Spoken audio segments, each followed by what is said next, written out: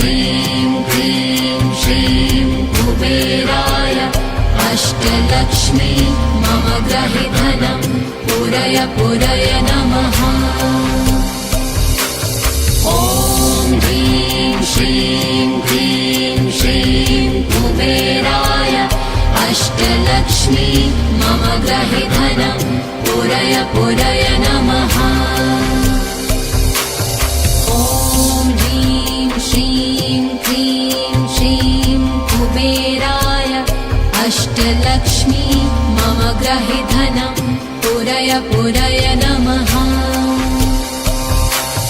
ॐ ह्रीं श्रीं क्लीं श्रीं कुबेराय अष्टलक्ष्मी मम गृहे धनं पूरय पूरय नमः।